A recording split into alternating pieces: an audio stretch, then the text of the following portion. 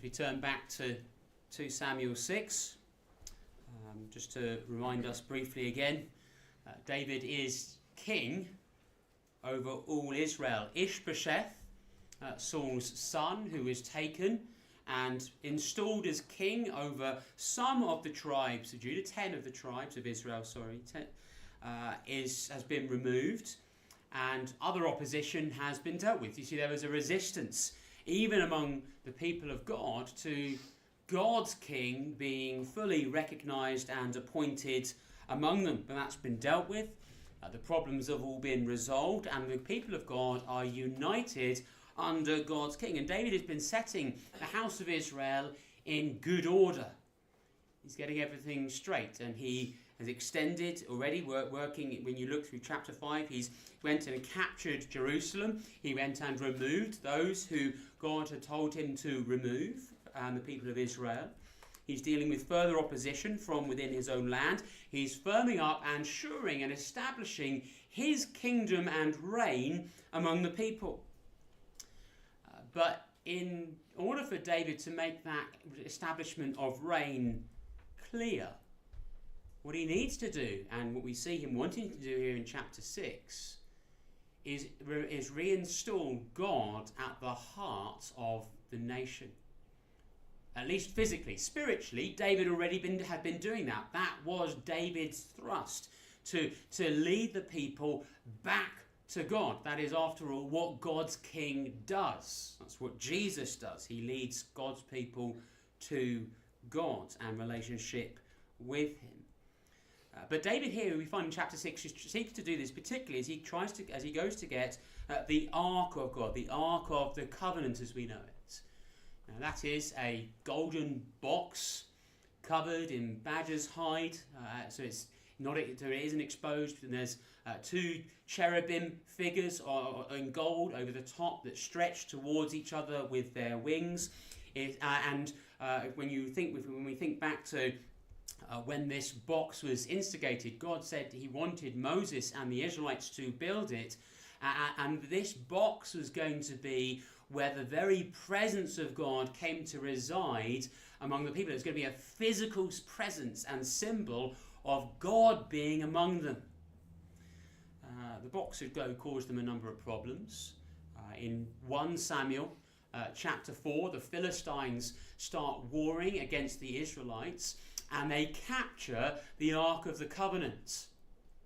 It's on that very same day that Eli, who was the priest at the time, dies. His sons die as well, and all of Israel goes into mourning. The Philistines then find that this box and its presence among them brings a curse, because they treated God like he had just been another god that they might accumulate from another idol. They stick it in their temple, and it goes all horribly wrong. And they learnt to fear the true and the living God. And why did God even allow his ark to be captured? Well, the reason was this. The people of Israel, when you have a look in 1 Samuel chapter 4, they're going to fight against their enemies, and they go, well, we need to have a sense of God with us. Let's go get the God box and take that to battle. We're going to treat God like a lucky charm. If God's in our back pocket, everything will go well. And God says, that's not how you're supposed to review my relationship with me. That's why God departs in a sense with the ark, although he doesn't in spirit. But then it is returned to Israel as the Philistines feel the wrath of God falling on them for how they've dealt with God. And the box comes back. But it spends a number of years, 20 years in total, in this place called Kiriath Jearim. Here in chapter 6, it's described as Bala. It's simply that the place had different names and the name had changed over the years, but it's exactly the same. If you go and read 1 Samuel chapter 6, the box hasn't moved in all those years that Saul has been king. And David says, what we're going to do is we're going to put God again back in the heart, back in the capital city. Make sure that everybody knows it's not just me as king ruling, but God is right in the centre of us. He's right in the midst of us. In some ways, what David is doing, he's saying, I want you to understand that the way that I rule is because of the relationship that I have with God. As a leader, He's wanting to encourage the people to put God first and at the centre of everything that they do. And that's what we hopefully seek to do in our own lives as Christians, isn't it? To have God at the centre of everything that we do and focused around him. So 3 things as we just work our way through this chapter together this evening. And the first is that God's presence desired. God's presence desired. David is very serious, isn't he? We read there in verse 1 that he gets all the able young men of Israel, 30,000. That's not the total fighting force of Israel, but it is the most readily accessible force of men that he can get hold of. And he has these 30,000 men come with him to move the Ark of the Covenant into Jerusalem, into the capital city, where he is establishing his reign and rule. He's not doing something by half. It's not that he got a few of his a few soldiers from in the palace, a few close friends, and said, let's go with this. He wants the whole people of Israel to understand this is something that they should really be wanting. God's presence to be closely felt among them again. In fact, actually, when you look at the people of Israel, when they had that period of wandering in the wilderness, those 40 years in the desert, where was the Ark of the Covenant? Well, it was stored in the tabernacle. Where was the tabernacle? Where was that tent? It was right in the middle of the camp. And David is then saying, well, what we're going to do is we're going to make sure that, again, God is in the centre, in the place of authority and the seat of power for the people. See, this box, I mentioned it already, it was supposed to be symbolic of God's presence among the people. We're told in Numbers chapter 10 that when the Lord in the cloud removed himself from being seated between the cherubim on the Ark of the Covenant, when the cloud moved, that the Ark of the Covenant was to be picked up and moved, and wherever the Ark went, the people followed. It was a sign of God's leading and of God's direction and of his blessing among them. In fact, David goes on to describe the Ark of the Covenant in 1 Chronicles chapter 28, verse 2, as he's passing things on to Solomon, as he charges Solomon with building the temple. David says there in 1 Chronicles 28, he says that the Ark is the footstool of God.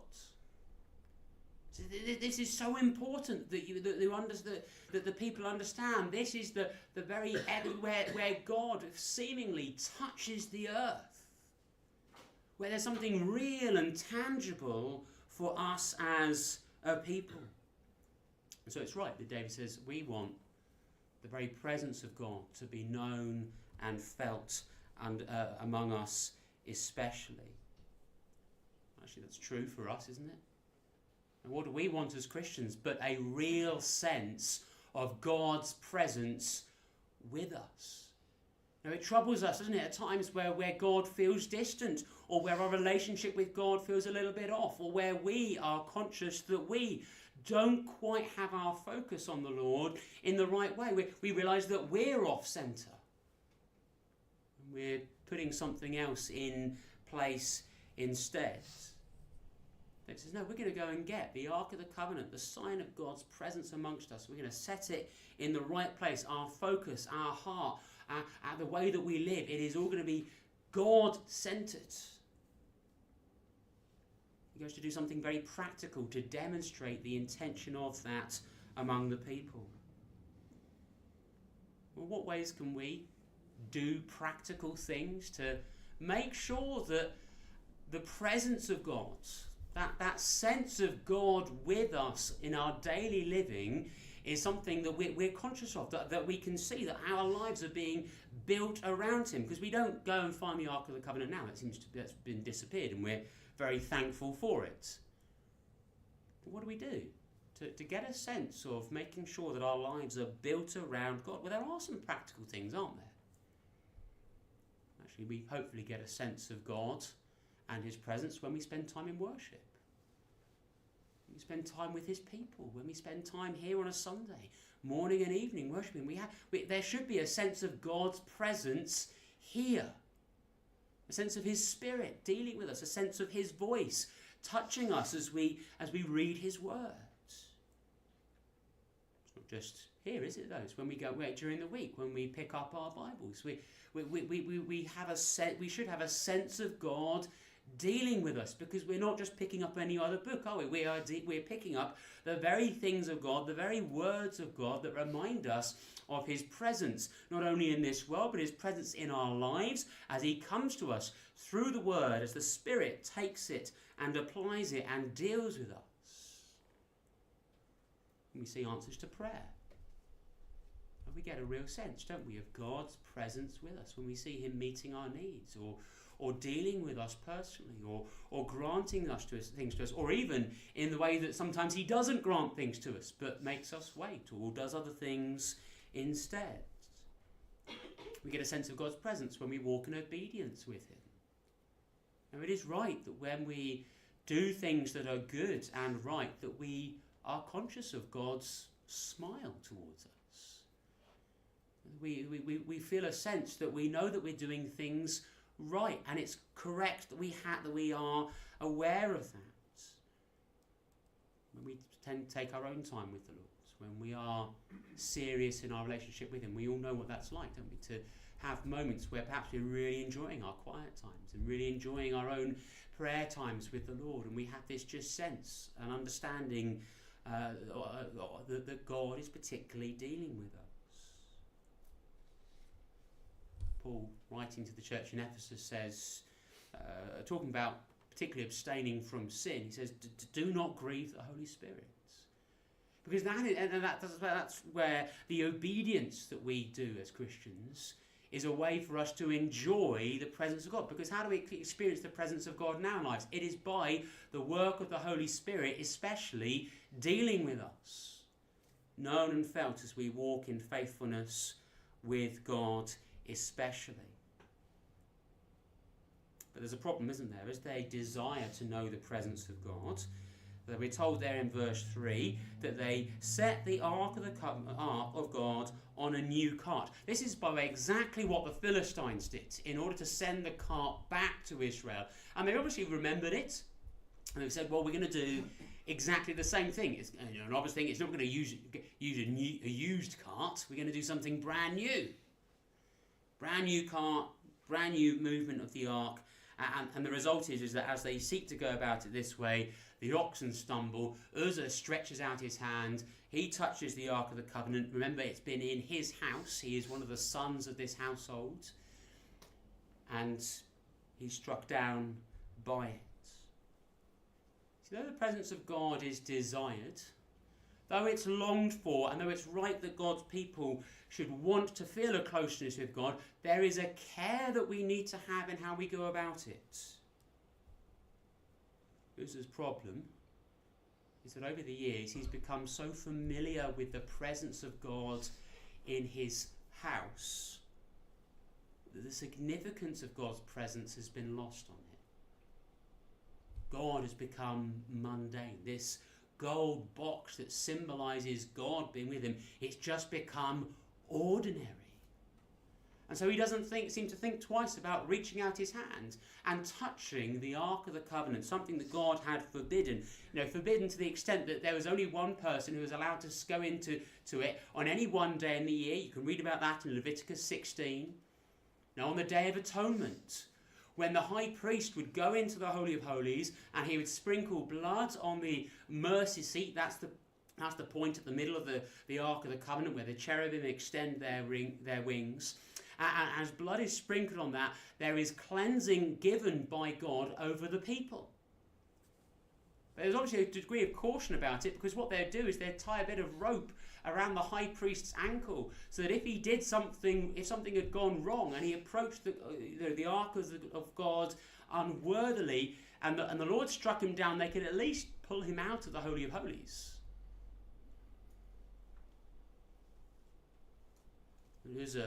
He just treats it as such a light thing that he can just reach out and touch God's special holy box. You see, God's holiness, relationship with God is not something to be treated lightly. or taken for granted. His presence in our lives is not something that we should find in ever mundane. When you read or watch the Chronicles of Narnia, one thing that they're often told about Aslan is this: he's not a tame lion, but he is good. The Lord is serious about the way that we treat him. Thought about that this morning as we were thinking about worship. And we are to worship God in what? Spirit and truth, but also, as we read in Hebrews, with reverence and godly fear. Our relationship with God is something that is supposed to be serious, and we approach God in the right way. We don't take it lightly. The thing is, we can, though, enjoy the presence of God in our lives, and we often do as Christians, and that's good. What should they have done in order for this box to be moved? Well, they should have gone and found the Levites and got hold of them and said, we're going to move because it was going to be only the priests who were allowed to carry the Ark of the Covenant and move it at any given point. Well, see, today we don't have priests in the same sense, do we? But we do have a great high priest, the Lord Jesus, who has offered a sacrifice once for all, who brings God to be with us and brings a presence of God into our hearts as he gives us his Holy Spirit. And that's a serious relationship, isn't it? It's not a relationship that we ever take for granted. It's a relationship that we enjoy and we delight in. It's a relationship that we long to feel the benefits and the fruit of even more. They do get one thing right. They're seeking to draw near to God. Actually, James promises this. In James chapter 4, verse 8, he says, draw near to God and he will draw near to you. It's a lovely thing. And we can enjoy the presence of God, but we've got to go about it and make sure that we are respecting God, that we remember him in his holiness, we revere him, and that we rightly value and treasure it in the way that we should in our hearts. Then secondly, we have that God's presence blesses. God's presence blesses. The first attempt to move the ark fails miserably. And we're told, I think, probably some slightly troubling words there in verse 8 and verse 9. We're told that then David was angry because the Lord's wrath had broken out against Uzzah. And then verse 9, David was afraid of the Lord. Here is God's king. Now, he's supposed to be leading what looks like a revival among the people as he directs them to God. And we're told that he gets angry with God. He's angry that God takes this relationship serious. And not only that, but he is then fearful of God, so that he's not willing to take the ark any further, we're told in verse 10. But instead, he took it to the house of Obed-Edom the Gittite, and the ark of the Lord remained in the house of Obed-Edom the Gittite for 3 months, and the Lord blessed him and his entire household. You'd have to wonder, why did Obed agree to have the Ark of the Covenant in his house? Now, there is no way in which he's not going to hear about the events of David moving the ark and Uzzah being put to death, and David, he's going to get the sense as David turns up and knocks on the door and says, I've got a box for you. Can I store it in your house for a little bit of time? There's going to be a sense of that something's gone wrong here. There's a complete unnerving element of the king saying, I've got God's special box outside. Can I store it in your garage? Not comfortable. And Obed goes, of course. Why? Well, because Obed wasn't fearful of the presence of God. Obed wasn't troubled about that this visible, physical sign of God's presence was going to be dwelling in his house. Instead, what does Obed find? Obed finds, as the presence of God dwells in his house for 3 months, and it is only 3 months, by the way. He'd previously been in the other house for 20 years, and we're not told that they've been blessed. He welcomes the presence of God into his house, and we're told there in verse 11, the Lord blessed him.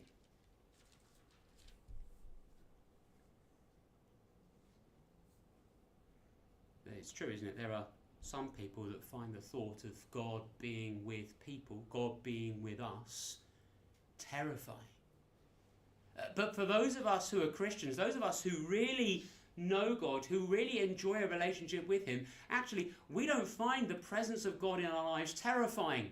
We do to some extent, don't we? As we see God dealing with us, we understand his greatness and power, and there's an element of which we do have a fear of him. But we're not terrified. Instead, we find that power that God possesses, and we find the greatness of God and the majesty of God and the holiness of God and the very presence of God. We find that a delight. We find that it brings us peace, or at least it should do.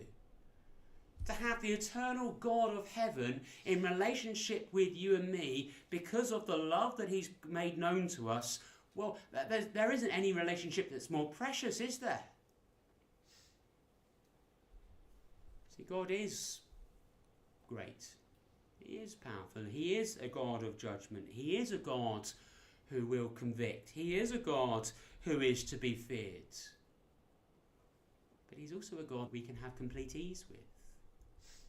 The same God that we're to read in John chapter 15, verse 15. It's the same God in the person of Jesus Christ, who says to his disciples, "I've called you friends." It's the same God in Luke chapter 24, verse 14, that we read about as reclining at the table with the apostles. It is right that we find the presence of God in our lives a comforting thing. Something of enjoyment as we experience the relationship with him that we so desperately need and want and find and count it as a blessing in our lives. Do we feel comfortable with the presence of God in our lives? Do we find it a comfort to us when actually the Lord provokes us and prompts us to deal with sin? Do we find it a comfort when we see God providing for our needs and sustaining us and helping us as we endure through trials? Well, of course we do. It's not always easy, is it? But we do find the presence of God in our lives a blessing. We're told, though, that this man is called Obed-Edom. His name simply means a worker of Edom. Here is a man who isn't a natural-born Israelite. He's a man who's come from amongst an enemy people. A man for whom, remarkably, he's come to know the blessing of God. Again, another picture in the Old Testament that God's plan was always to draw in people from other places into a relationship with him. And the irony is that this man seems to understand more about God and his glory and his holiness and what it is to have a relationship with him than Uzzah, who had the box in his house as he was growing up and reached out and did something that he really shouldn't have done. But we all want to know, don't we? There at the end of verse 11, what blessings did this man receive? We want to know.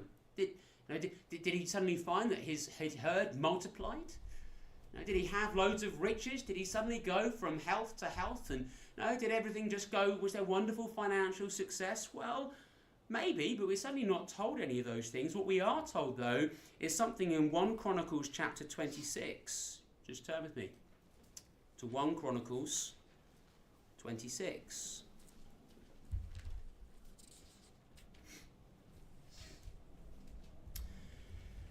In 1 Chronicles 26, we have what is one of the lists of those who are going to be serving in the temple, and the different people that are involved in it, and the families and the households and the different roles that they had.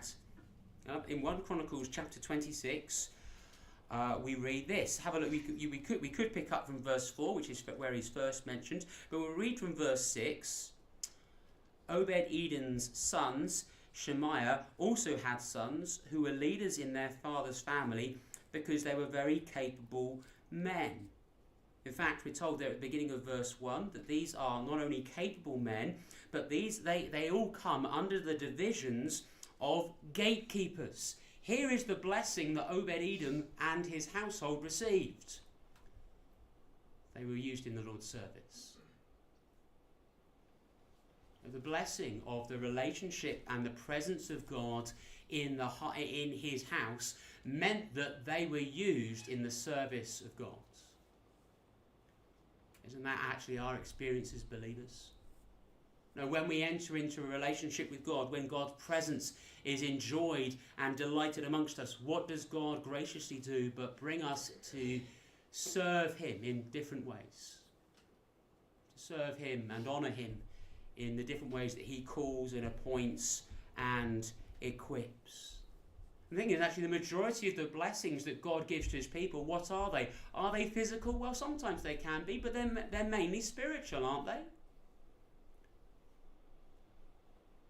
Psalm 29, verse 11, what the psalmist says there, the Lord blesses his people with peace.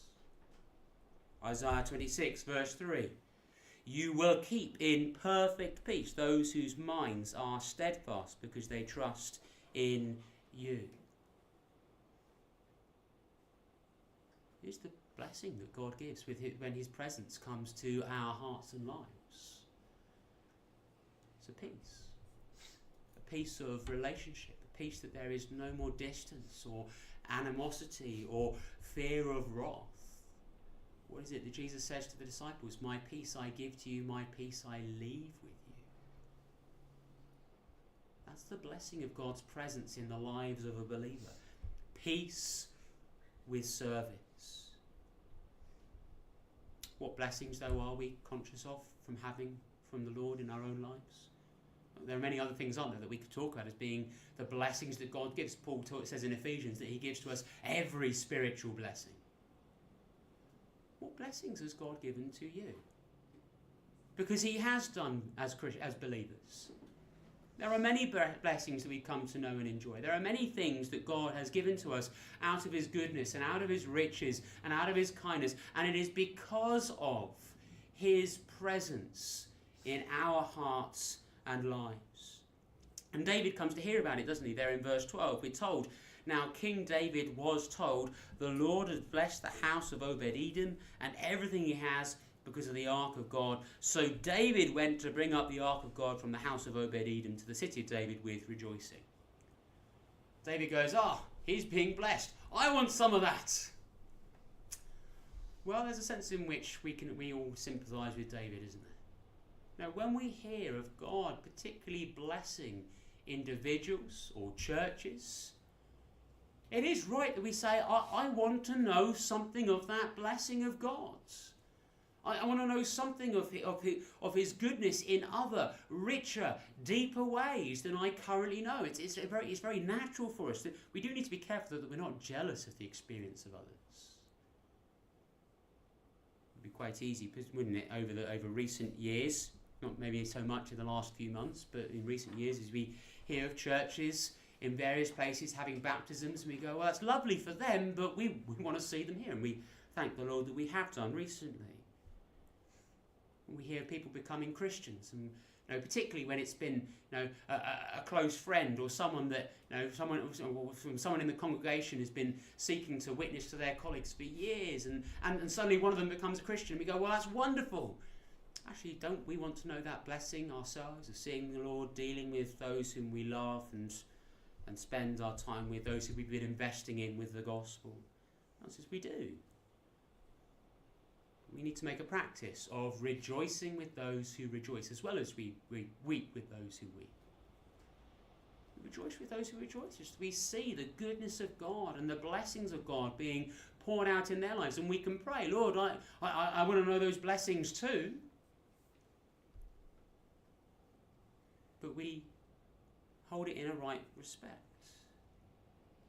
Recently I was asked to go to a small fellowship on their Tuesday evening to just share with them how the Lord's been dealing with us as a church over the last couple of years and few months especially. I was really conscious to go and spend this time with a smaller church, and that, we can talk about some of the challenges that we felt here and the griefs that we've experienced, but also to be able to talk to them of baptisms and encouragements of the holiday club and encouragements of mums from Gators coming in contact with us, and to be able to talk of gifts that are being exercised among the church, and the opportunities and the number of men that have been, we've been able to begin to consider for looking at a role as in the pastorate here, and a whole number of other things. You're just conscious of not wanting to sort of really sort of emphasize all the blessings that we've known and highlight some of the challenges that perhaps they've known instead. We don't want to speak, though, of the blessings that we have. And sometimes that's can perhaps make us a little fearful, can't it? We don't want to feel like we're boasting about the good things that God's given to us. And yet it is right to recognise the blessings of God. And obviously, Obed-Edom's blessings were known. And there's no otherwise the king's never going to hear about them, is he? Do we make known the blessings that God has given to us in the right way, in the right spirit? But do we show the greatness of our God and show that we're delighting and rejoicing and enjoying the good things that he is doing? And then thirdly, we have that God's presence puzzles. God's presence puzzles. David, we're told, he returns for the Ark of the Covenant, but this time he gets it right. If you can go and read the account in 1 Chronicles 15, we're told there's a great long list of all the priests and all the Levites that he gathered and all the sacrifices that he offers, and the fact that he made the Levites consecrate themselves, that is, make themselves holy before God again through offering sacrifices. He gets everything right this time. If we're going to move the Ark of the Covenant, David says we're going to get it all as God says it should be. And there is great rejoicing, isn't there, as the Ark of the Covenant is brought into the city. There's shouts and there's trumpets, there's all kinds of manner of instruments, so we can remember that from this morning. God doesn't worry about instruments so much. There's all kinds of things, and there's great celebration, there's feasting, there's the giving out of cakes and bread to the people, and everybody's rejoicing. And unfortunately, not everything is going well, is it? There in verse 16 that we're told that Michal, the daughter of Saul, she is one of David's wives. She saw King David leaping and dancing before the Lord. She despised him in her heart. Now, Michal has a very complicated relationship with David. There's been things that have taken place, and you can read highlighted elements of her life in 1 Samuel 18 and 19, 1 Samuel 25, and 2 Samuel chapter 3. She has this fractious relationship. She's initially given as a gift from Saul to David, and then she gets taken, and then she helps David escape from Saul, and then she's taken away from David and given to another man in marriage, and then David comes and reclaims her as his wife, and it's just messy. But she looks at her husband, and there's no joy or love in her relationship towards David any longer. Instead, she despises him. She sees him dancing. Well, I mean, if some of us got up and danced on a Sunday service, there might also be some frowning, I guess. But no, she sees David dancing, and she despises the man. She can't cope with David publicly displaying his sheer, sincere, heartfelt delight at the very presence of God being rekindled among the people. She finds the worship of God here embarrassing. She says, doesn't she, that David in verse 20, she uses really graphic language. She talks about how she says the king of Israel has distinguished himself today going around half naked. Well, was David in a state of undress? No, he wasn't. Look at verse 14. We're told that David was what? Wearing a linen ephod. He's wearing a priestly garment. He's perfectly covered. He's not exposing himself in any sense. But what is he doing? But he is exposing his heart. He's not wearing his royal robes as king. He's wearing priestly robes. Simple robes, they would have been.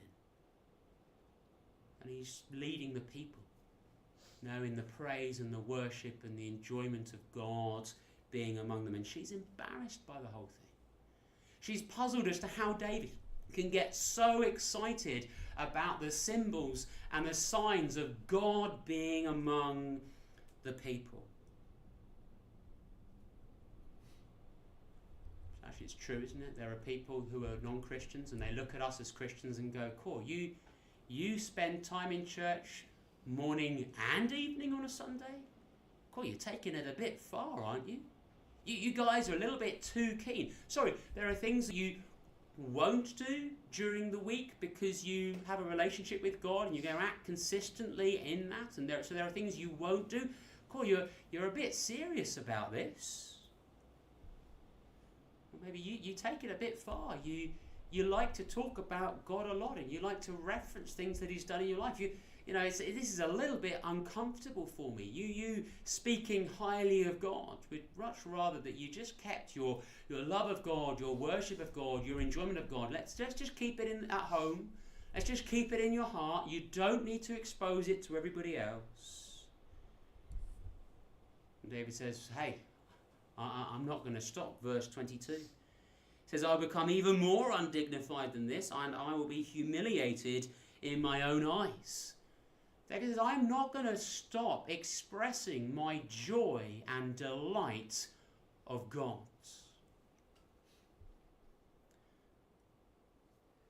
Do we enjoy expressing our own enjoyment of God? I hope we're not ashamed of speaking about the things that God has done. It's sometimes done in a simple way, isn't it? But maybe something goes well in your life. Something that you'd be able to particularly enjoy. And if you were to talk with one another in the church about it, would say, well, I'm so thankful that God did this.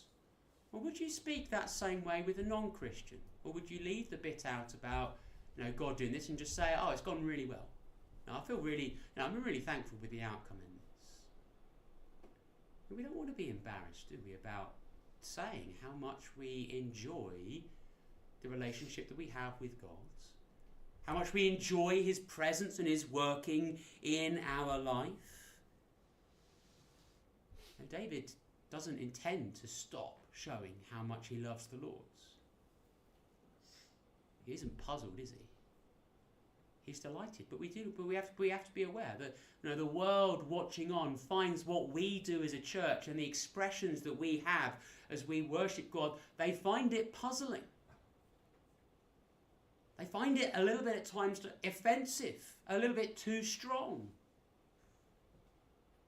But David says, no, the reason why I do this there in verse 21, which David says, I will celebrate before the Lord.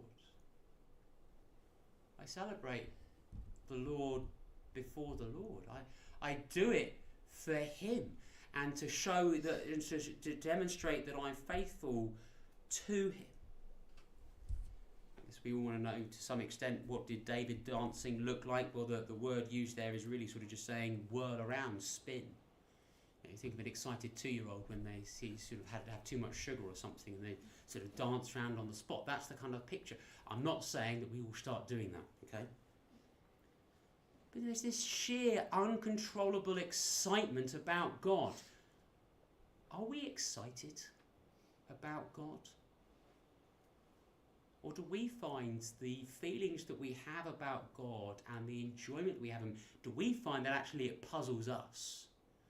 And that we're not quite sure how to express it. That's why, aren't we? We're thankful for hymn writers who can pen things in poetic form that we can sing together, that perhaps express things that we might naturally struggle to express. It's why we find things like that so helpful. It's why we find the words of Scripture so helpful, because they give us the language with which we can clothe our delight of God and can express it. It's actually why we want non-Christians to be amongst us on Sundays and hearing us worshipping God, because we want to help them and the children growing up here. We want them to learn the language to use to be able to explain how to worship God, that they might be able to express themselves, their relationship with Him in the right way.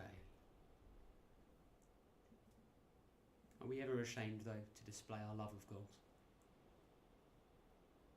We're ashamed to speak not only to one another, because that can easily be the case, can't it, but to the world outside, that we love God. And we're going to want to do it consistently, and it might mean that we end up becoming, as David says, more humiliated. And that can easily happen, can't it? But as we talk more about God with others, the world, we might be more humiliated in the world's eyes. But it's for the Lord in which we do these things. We read in Psalm 37 verse 4. Here's a command from David. Delight yourself in the Lord. Delight yourself in the Lord. Make him the reason for your joy throughout this week. And delight in who he is and be thankful for it. God's presence was desired among his people. Well, we desire to know God's presence in a deeper way, and we know that we can do, as he and will do, as he works among us. We rejoice that as we know his presence, we receive his blessing, particularly in peace of salvation, but also in many other ways besides. And though the presence of God in our lives and our displaying of that, it might puzzle some people, but we find it a joy and a delight where we see that being worked out.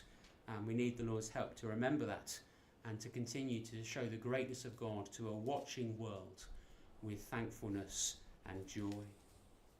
We're going to stand and sing.